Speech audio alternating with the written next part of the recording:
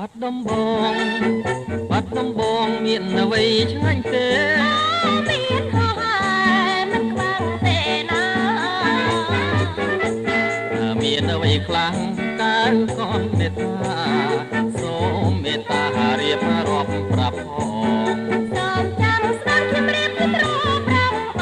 ងសូមចាំស្ដាប់ខ្ញុំរៀបពីត្រង់ប្រាប់បងអរគុណនួនល្អបងចាំស្ដាប់ហើយបាត់ដំបងបាត់ដំបងមានសងបាត់យ៉ាងមានមកប្រេងមកប្រាំងលោកទីនឹងស្វាយខ្ទីង